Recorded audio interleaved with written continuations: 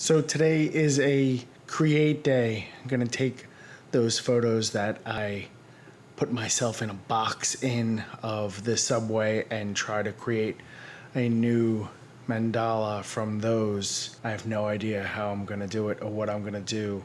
Kind of frightening. I think I'm gonna get some coffee first. All right, let's go get some coffee.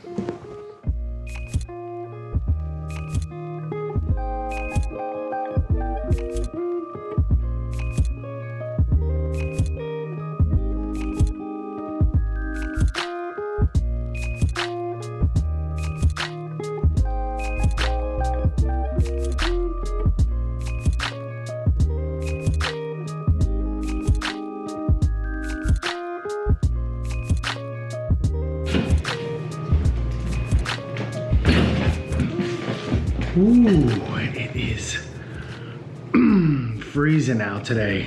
It's in the teens, and with the wind chill, it's in the zeros or single digits.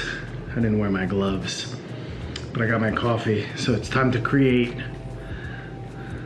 We'll see what we do today. So for this project, I already created the basis of the mandala. This time I'm going to use a 6-sided mandala so that I have even more limited space. I'm working with fewer elements, which means they have to take up more space in the overall design, which means that I will be in a smaller box than I originally decided, which is more of a challenge. So, but first I'm gonna go in and I want to go through and look over these. I think I'm going to silhouette out a couple of these pieces and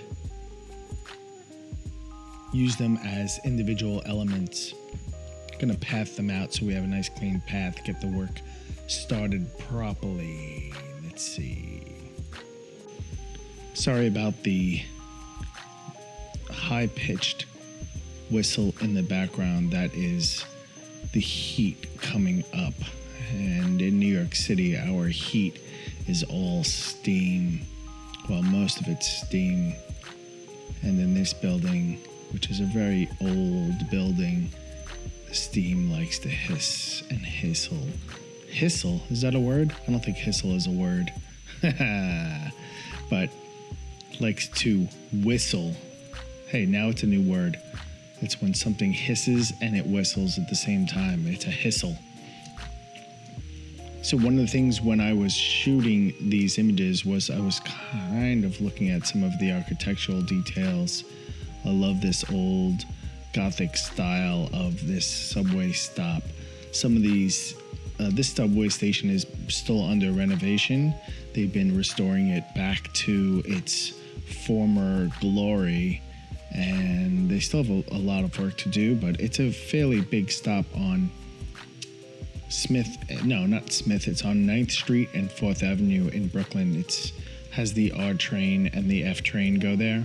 So I'm usually there a couple of times a week, especially when my normal stop was under construction for about 6 months. Actually, most of the time I'm biking in, so it's not, I very rarely take the subway until it starts getting too cold, and it's way too cold. Taking your time and doing the initial steps of silhouetting and these boring steps of creating really will pay off in the end, so then you don't have to do it again as long as I use this piece. So some of these pieces I want to make sure that they are a bit more straight, so that when I do mirror or reflect them, that they line up pretty straight. This is very different than the freeform mandalas that I was working on over the last few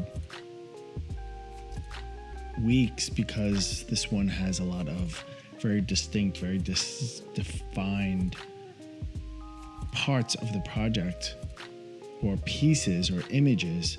So feeling that having something a little bit more tailored should be a bit better. Or for this project, I think this one will be better. Let's see. So on this bridge area, love the architectural Art Deco details of this overpass. I'm going to see if I can, I don't know if I want to straighten this. I don't know if I want to remove this light pole. I'm going to just play with it for now. I might do that in the enhance feature, but I love the architecture of this, but I'm going to definitely silhouette it out.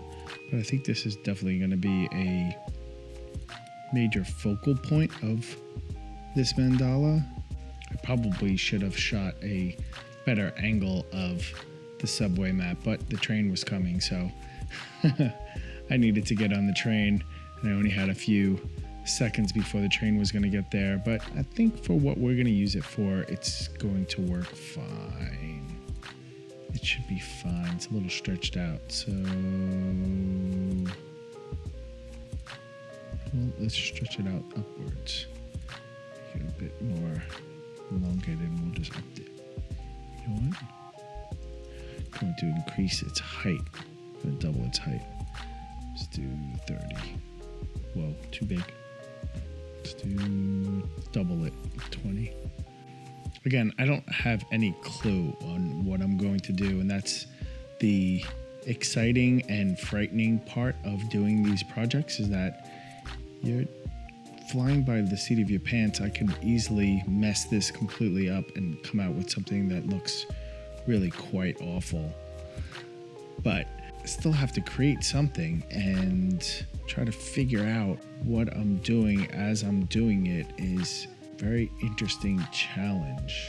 It's a challenge that any creative goes through faced with a blank piece of paper. Illustrators and writers and people in the visual arts have to create the image from nothing, which I always found really interesting. The process behind it is just mind-blowing how they do it. But I guess it's very similar to the way I'm working on something. I mean, I'm giving myself a time frame on how much time I will spend on any one given piece. One of the beautiful things about working and using smart objects is that no matter how much you distort it, it only distorts it that one time. It always goes back. So if I end up distorting this and changing it over and over again, it's not going to degrade the image like it would if it wasn't a smart object. If it wasn't a smart object, every time you distort it, it would get more degraded. But with a smart object, every time you distort it, it actually goes back to the original and pulls all the information back from the original, and you can then it redistorts it from there. So you really don't get a loss of image quality. And it's especially since I'm distorting these things pretty drastically. I'm also not really worried about image quality on these because that's not what I'm going for. It's more artistic intent. What is challenging is that it's not a universal flip on all pieces. So there are two spots that don't have a mirror. This spot and this spot don't mirror themselves on the other side. The top and bottom do, and I faked the subway and I faked these lights so that they look like they mirror, but these two don't. But I don't mind that. I just have to work within that constraint and see if I can figure out a better place, I think, for this. I also am not sure about the big subway sign at the top. I don't know if that's working or hindering. Yeah, I'm not sure. It's cool. It's cool. I really love this. I mean, that's pretty insane. You see me there taking the photo? So I really love that piece. But that's as far as I'm going to get today. I'm going to think about it and look it over the next few days and get a better sense of it. it will be burned into my mind over the next few days. So as I walk around and think about it, I will see things even though I don't see it in front of my head. And I'll start to whittle it down and make certain changes and decisions in my head and experiment with it before I actually get back to it on the enhanced day. But not bad for a create day. If you like this project, hit that like button down below. And if you haven't yet, please subscribe. I do these every week. Monday is an inspiration day, so I look for something to inspire me, and I look for some type of way to get inspired. Wednesday is a create day where I take the images that I shot on Monday and I limit myself to just those images. Well, maybe some creative freedoms here and there, and put together some type of mandala or some type of image. Right now I'm going to be stuck on these mandalas and these mirror images. And then on Fridays, I go back and I enhance this. I take it to what I would consider is pretty much a final. I would say 90 to 95% of what I would consider a final on Fridays. And then I rinse and repeat. So if you like these type of videos, hit that subscribe button and I will see you in the next video. Remember, inspire, create, enhance every day.